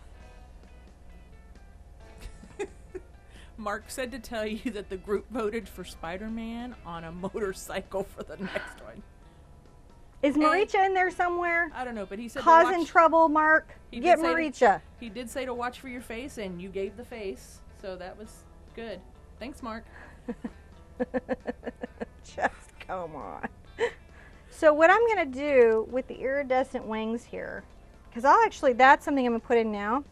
I'm going to get my black, and I'm going to get it real thinned out so it's fluid. If you have a fluid black that you paint with, that's a good way to do it in. Also, pens are completely allowed. And I'm going to paint a long thin line going up. And that's going to be the bones. So when you're painting see-through wings or glasses or any of that stuff that you're seeing through, right? What you're really painting is reflections. And so what you've got to study is the bone structure of a wing. Dragonfly wing is a very good one for an iridescent piece. And you're just painting the reflection. It's actually quite easy. You couldn't have, it's mentally challenging, but physically, right? That's kind of what you're just painting in there, and then you just got to get really good at turquoise. Wow. And I'm going to give her a second wing so that she's got some dimensionality. And I'm only going to see part of it coming off over here. And I'll give it a slightly different tonality so you feel like those are two separate wings. And I'm going to mix some turquoise. And I hope this is fun, like where you guys like say, hey, let's paint this, let's direct this, because I actually like this. It's good for me as an artist, just as an artist and an art teacher, it's good for me. And I think it's good for you to be part of that creative process and see how these challenges are solved in real time. So I'm going to come along here, and I'm not going to paint out my black, but I'm going to paint in a small reflection very lightly. This is beyond wet cat pressure. This is Psycho Zoo cat pressure. It's so light, and I'm just painting in the smallest amount I can to tell this story. As light as a fairy's kiss. Yes! See, that's what I love about Margaret. She always comes up with these cool ways of expressing things. It's just awesome. So yeah, as light as a fairy's kiss. Sorry about the whole school thing with John. We just, got a little confused. So I'm going to show you how that works. Ooh, pretty. Translucent wing is just painting everything, just the highlights. When you're painting a glass of water, you're painting just the highlights. And then how I paint the back wing is to just be a little stronger about that color story, as if this side of all of that is a slightly more reflective side. Back wing has more color than the front wing. Never would have thought that. Crazy thing. All right, skin tone is touch of cad red. Got to come over into the cad yellow. Get a little of this. Yellow ochre. I'm going to get a little cad yellow over here. And a little of that in. And weirdly, believe it or not, just a scotch of this blue because I want to, less than that. You just want it not totally bright. So there's just a titch. Is that a technical term? Titch, oh yeah, man. In the art world, titch is totally a thing. So the dark color is my low lights. And the light color will be my highlights. And I'm going to, boy, this is going to be fun. Painting miniature is always great. I'll do the leg and arm first, and I'm gonna come in here and I'm gonna just see, even I get nervous. It's okay, they're loving it. I'm going to just paint a little of this cheek in and a little, we're gonna just get a little of this in. And then I'm gonna lighten this again.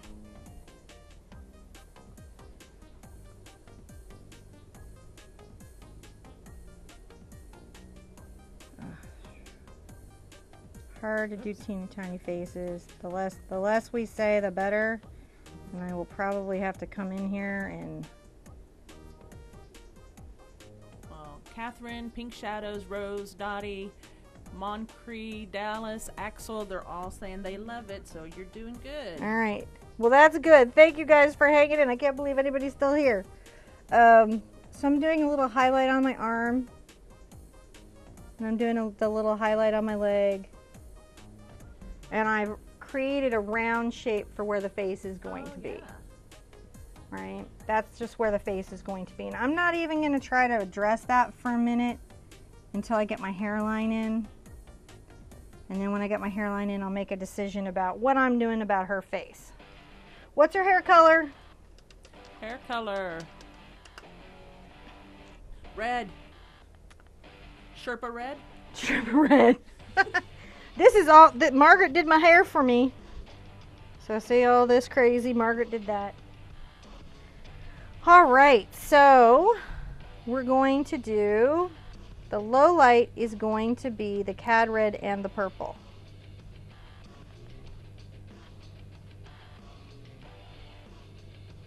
Long hair, short hair. Because I might do my costume first if we're going to do long, flowy hair. I don't know. I wouldn't want to take away from the wings, so what about like short, choppy, spiky, cute hair? Yeah, all right, I'll do some fantasy fairy hair here. Because I'm sure anyone can throw in whatever hair color they want on their own fairy. All right, we're going to give her some crazy updo hair.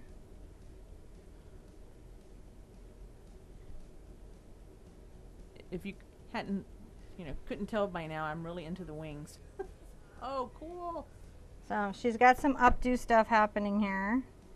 Leaves our wings intact and lets us have a little minute on our dress. I'm going to make a bright orange.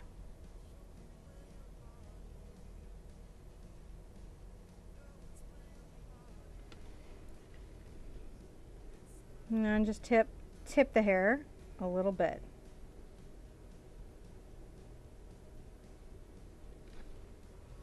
And that's all we might come in with a lighter highlight when that's all dry, but right now, like the sunset, that's all we're saying about that. And blue or red dress? What do y'all think, folks? Purple, blue, what color is the dress? Well, someone wanted purple hair, but since we didn't do purple hair, well, maybe purple on the dress. All right. So we're going to do the opposite. I'm going to add a little red to this purple. And the trick about a fairy dress is that it's just wispy. It's just a fantasy story. I mean, they have better seamstresses than we have. They're not constrained by the laws of garmentry. So, tell that story as well, very loosely. everywhere. I know I'm selling the story a lot, but again, in painting, unless you're going to sit down for the next month and do a high realism, tell the story loosely. So I'm going to get some white into that dark purple I made with the red. I'm going to add some highlights to her dress.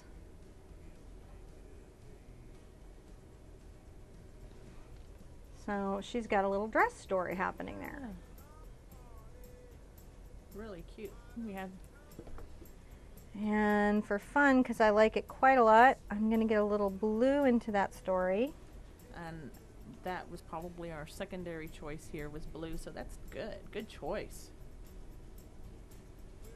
So she's got a little color happening there. Because she should seem like a fantasy.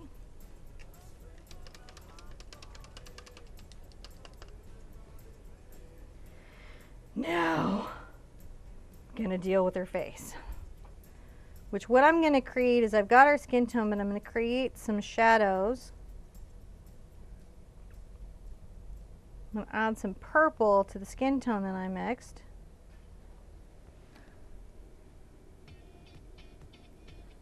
I'm going to create some shadow here. Everyone's like, cute dress. She needs a headband.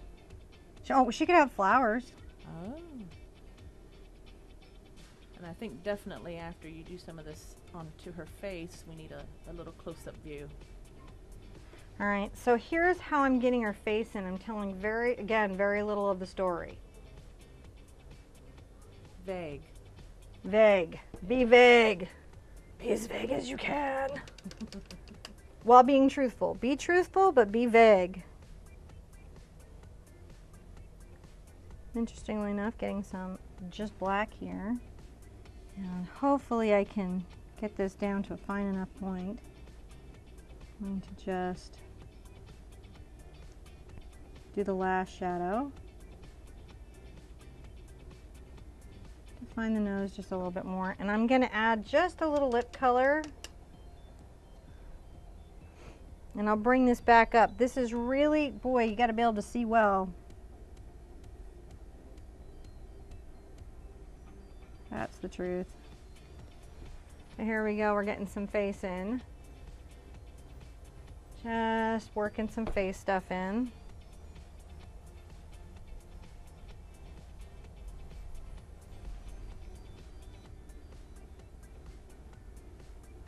And I will tell some flowers. I'll put some flowers up in her hair.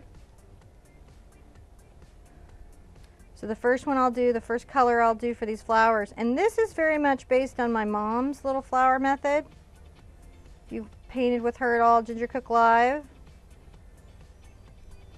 I'm going to be just dabbing these. These are dabs of paint. I did my first painting with your mom. Yes, you did. And then I'm going to add some white and get some highlight of that.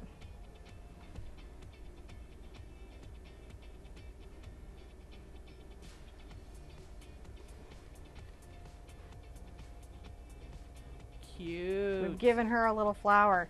Now I think we need to do the mane and tail. And I'm going to, of course, start with the purple.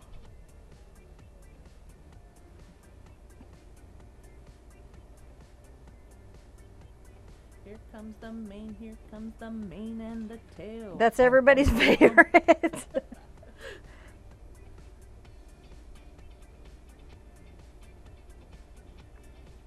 Yeah, I think a couple of folks thought you might have forgotten the mane and tail. But No, there was a no, this purpose. is not a secretly Appaloosa unicorn. Appy owners everywhere are like, thumbs down.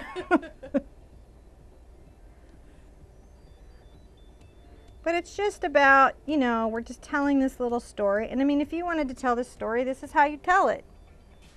If you felt like you wanted to try to tell this story, this is how you might tell it. And we'll come and we'll add some of that around here.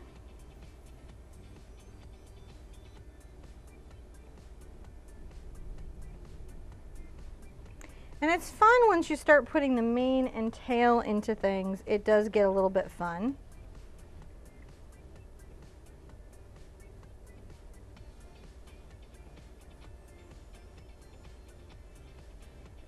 I agree. I definitely had fun with your rainbow unicorn before, with all the color you could throw into the mane and tail. Yeah. So how is it? Anybody have any questions about what we're doing, or generally liking it? Where are we at with the group? They're liking it, of course. How could they not? But we got super gorgeous and wow, and they think it looks beautiful. I agree. So we got a low light building. We're building our low lights for those of you who do your hair. Like, oh, I know what she means. I guess you have to have the low lights if you want to get that dimension. Yeah. So I'm just finding a balance. I want kind of a magical mane. So I've just got to give it some length. Make sure that there's some length going on in the mane. Come up a little closer for a sec. That's good. Yeah. See where we're at. Just a simple, small story that we're telling. When you get far away, it's a very nice, easy little story. We'll put some like dragonflies and some magic around here, maybe some flowers, but John's taking a minute to get back. All right, now I'm gonna come in with my white paint to tell the highlight.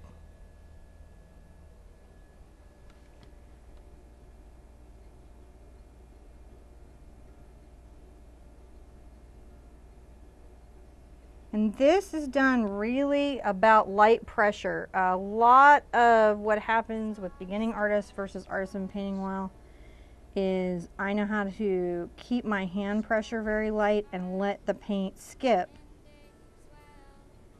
over the canvas. Nice. So it tells the story and I'm not like working myself half to death to tell it. It's not dissimilar for acrylic painters when we do this dry brushing to a la prima artist painting wet into wet. It's still at the end of the day is just about the paint is working for you and you're not having to work as hard to create that illusion or that story. And Colleen was saying she is going to tell all her crafting friends about this and get them to subscribe and watch. And I say that's awesome. Thank you, Colleen. Please do that because I think they'll have lots of fun doing this as well. Well, I mean, all these techniques work in any application process. It works right across the board. So see, now we have this nice little mane. I'll hold this right up here so you guys can kind of get a sense of it. Yeah, and they said you might want to post a close-up of that on Facebook later, and I agree. That's really cute. Yeah, I will do the close-up of this, and I feel like we need some magic here. Mm-hmm. So what I'm going to do, I think how I'm going to tell that story is I'm going to do some, maybe I want to do it in turquoise. I'm going to do some little dots here. Something bright. Yeah, I feel like I want a little bit of flower or something. Mm-hmm. So I'm going to come and I'm going to get my yellow. It's again on my little brush. I'm going to just kind of just add a little bit in some space. You could pretty much do this all around if you wanted to. This is just a way to, you could flower up this whole, you could zhuzhy up this whole world. See, so I told that little story in. We're going to tell some flower stories. We're going to tell them first in yellow. Maybe there'll be some little hanging yellow flowers coming down here and Dripping. dripping, and then some of their little friends over here. I definitely want to see some beautiful dripping flowers outside my castle. Yeah, you can have some dripping flowers outside your castle otherwise. Now we're getting into fall, but Just a little bit there. Just tell, you know, get some yellow, get some color into it. It's fun to get some color into it. You know, it's fun to put a little color around. I had a little red into this and I didn't know it till I put it to the canvas. And guess what I'm going to do? I'm going to go with it. Awesome. And I'm just going to tell this little story here with this yellow. I kind of like that, so I might do it intentionally now. Happy little accidents. That is exactly what the master meant. Happy little accidents. It's just when you're painting along and something unexpected happens, but you realize, oh, I can just work with this. And that's art magic. Art magic. All right. Nice. I like that. Well, I think our little world needs some magic. You know, I'm gonna take a little blue into the red. Get this dark color. I'm going to just... So any questions out there? add some of this dark color. So the flowers are really about dark colors first.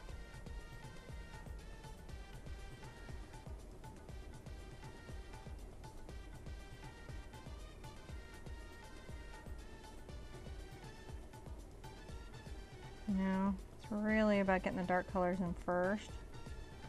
Sometimes it's about, you know, changing up the patterns and textures. I just think we need some color. I mean, it may not work out. Hey, and if it goes wrong for me, then you know not to do it. You'd be like, don't do it. There's my daughter having some fun.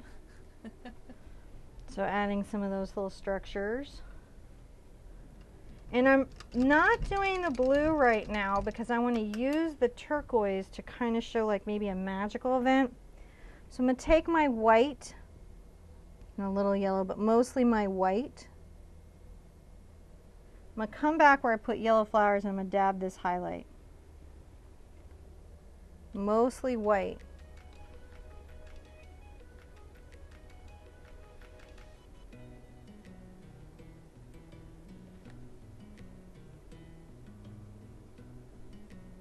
And that'll be the trick of making these flowers seem dimensional and part of the painting. So I don't know if you guys can see how we've gone magical. Yeah. Are we disappointed about the lack of zombie? Are we okay with it? No, I think everyone was okay with maybe, you know, featuring zombies in a future painting. Yeah, well, I'm going to regularly do, as long as people are showing up for them, I'm going to regularly do viewer directed. Because I think I paint things like I would never design this or paint this for Heart Party. It wouldn't happen, and I think maybe it needs to happen. So since there's a unique event going on here, got kind of a peach going. Halloween is coming, and so is the, you know, season beginning of The Walking Dead too. So see how I'm just dropping these little peaches here. Now, everything you learn in my mom's pansy painting, you could actually apply here and just pansy this thing up. All those techniques apply, but you can see once you get those highlights in, then the flowers start to be dimensional. And then the trick with the CAD is I'll go right in with the CAD. And you know I don't normally get in the center of my paint pot, but of course everything's drying out. And I'm going to add these high bits of red.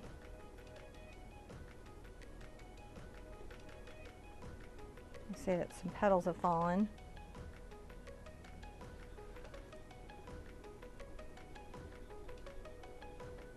I'm just dabbing these little kind of spike flowers up. I guess I'm thinking that they're like, what, fire spikes? I don't know. I think that's what I'm thinking. And that's what's sort of fun about telling a little. I'll have a little right here, like some petals dropped. I like dropping petals on the ground. Somebody up here's garden something. So it's red. And that story ends up being around. And then we'll do something kind of neat.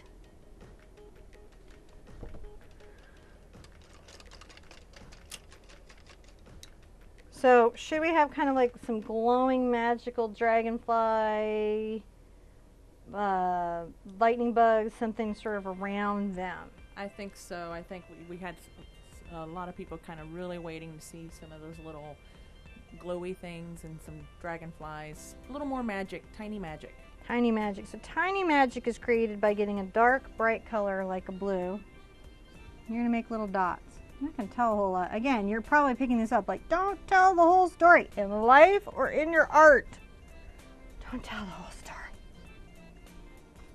And I'll put one right here in front. So like, here's a little thing. Like I'm putting one in front of the unicorn, because when I do that, I'm gonna put one down low by the water. As I disperse these, what happens is that it creates dimensionality. So I've got this little grouping of dots. Closer, a little closer. Let's see. All right. Little grouping of dots that I put here and there. I'm gonna get my yellow. Get into my turquoise again.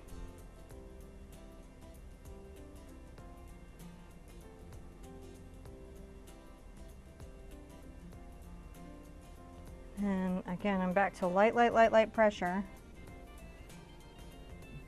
Not too much paint on the brush, light pressure. I'm gonna come around.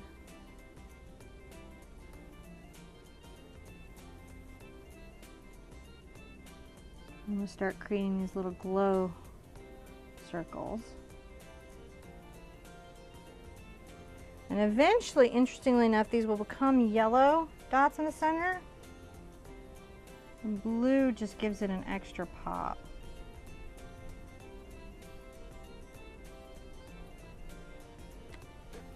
So see how we're starting to create little glow bugs in our world.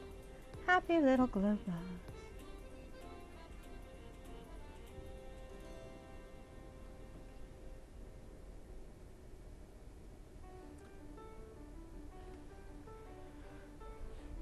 And it's like just being, it's very light touch. Even though it's hard to see, I'm going to go ahead and do that pattern in front of the unicorn because it'll be relevant in the painting. And especially when I hold it up to you guys. And I'm going to make a little reflection under them in the water. Nice. They'll make one. And it's stuff like that. It's like the little reflection in the water will be like. And we may even do some glow onto the objects around them to show that they've got some light that they're emanating.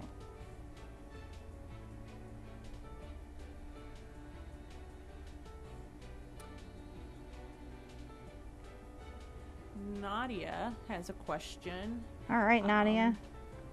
She was just wondering, she has a 6-year-old daughter who wants to learn how to paint, and she's wondering if you had any tips for teaching the children. Yes, and I may even show how I paint with my kids. Because we parent and because painting is such an open, expressive, loving place for kids, I have found with my kids, it's a weird deal. I don't directly ever give them instruction because they have no interest in hearing it from me at all. They're happy to hear it from Grandma, but not from me. So what I do is I set up a painting space and I paint with them, right? And I do techniques, and through them seeing me do it, they'll try and do it, and then when I see them trying to do those techniques, I will get real excited about that. The other thing is, with really young kids, I give a sacrificial plate of paint, because invariably the first time they're color mixing, they're going to want to mix everything together and make zombie green. They're just wondering what all the colors will do. And then when I put a paint back out, I put it out in a limited, like harmonious color palette, so it'll be like red, yellow, orange, white, so that all the colors they experiment with will come out really pretty, and they don't end up having to fight contrast. You know, and if they ask a question, I answer it, but it's real interesting. I think it's just, again, parents are not listened to in their own home, and it's wonderful to give them artwork and you paint with them. I like to paint with my daughter on her page. We take different parts of it, we work on different parts of it, and it's just a lot of fun for us. My eldest daughter, Honey, I mean, she really only listens to Grandma Ginger. My mom tells me I'm the same way. I don't believe her. I think it's the same with all kids, and not just teaching painting. It's sometimes coming from another adult who's not the familiar mom or dad who's always nagging about other stuff, and they're more willing to give a little more credibility, I think, to a different authority figure than their parents. Yeah. I truly, truly think that is the case. So I'm gonna mix, I'm gonna take a little of my cat over here and I'm gonna get my yellow. And it's not quite a pure yellow. It's got a little orange to it. And I'm gonna come back in and dot, but leave the little blue shadow. My little bugs. Or no, I guess they're magical fairies or magical. They're magical. And I'm going to kind of wipe my brush and get white paint, but I'm not going to clean it, so there's a little bit of the yellow on there. And I'm going to come back and add a little more glow.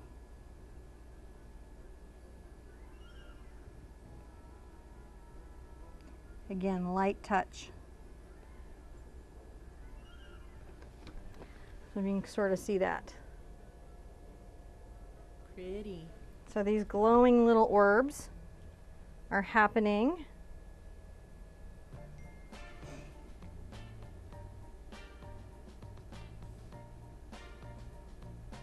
I hear my phone, but oh, okay, it's fine. It's not John. That's the important thing. Yeah. Well, maybe. I don't know what that was. Hopefully John is fine at those kids at school. You never know if it's the school number, but they've got both of our numbers, so I'm sure it's okay. Oops. Sorry about that, Margaret. You know what it's like when you're like trying to decide, is that the school's number? I can't remember. I set a special ringtone just for the schools, and I always know. And of course, when I hear it, my blood pressure shoots up. It's like, oh no, what's wrong? Oh God, it's just like, oh yeah, I'm not like rude when I answer, but I'm braced. So here, wait, oh, I'm gonna do a little brighter yellow on the unicorn so it shows up a little more, so I get a little more yellow onto my brush. So the one that's on the unicorn, that glow is a little more evident. So here we go. Oh, nice, yeah.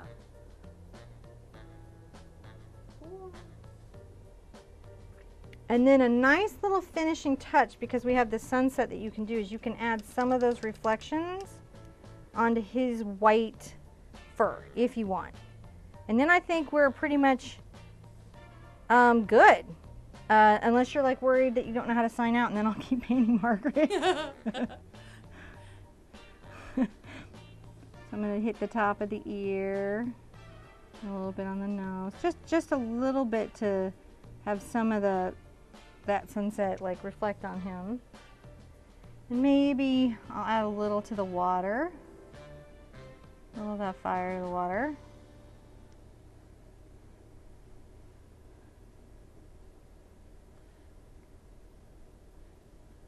Can be kind of fun. It really is fun to see like what you can add to something to just make it feel like more. How you can add these layers of paint and create this illusion of a world that is really quite extraordinary. We'll light up, because Margaret laughed nervously, so I'll light up a window over here. There we go. And I'll light up this window. I will light it up. Light up some of these windows, and I'll light up that window. They're at home, man. This is now that we don't have zombies, people are home. So, anybody remember Thomas Kincaid? His whole trick, Master of Light, that was cad yellow. So you two are a Master of Light. Just awesome. You too have mastered light. But that's just something that real CAD does when you dim lights, and it's kind of a neat thing. So I'm gonna just add some touches and it's the roof. And Ivan Smith says, wow, I like the unicorn and how the fairy stands out from the background. Love your work, Cinnamon. Oh my goodness, thank you, Ivan. I agree. That looks so awesome. So for having no plan and no sketching and no studies, and we just kind of went on the internet I might add some bricks to the world. Now I'm kind of into my world now, is what's happened. Y'all have made me, you've helped me build a world that I'm kind of excited about. So, hey. So I'm gonna come in here and I'm gonna add some architectural elements to these buildings. Some stonework. Because it's just these little touches, right? Like, it's not that hard to add a little stonework to it. It's just a little texture.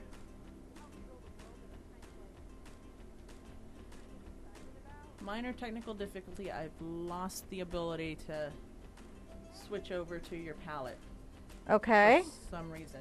For some reason, I'm just getting more of this gray. Just if you get it back, you get it back. But I do have the ability to stop whenever you're ready. Okay, so you're good to stop. All right, so we're good there. You know, things that you could do to make this sort of nice is you could mold your building. So you could get a little green and grayed out with brown and get a little bit of water and thin it. And something that you could do is you could add a little washy drip down on your building to imply that it's molded. It's a nice little effect that you can do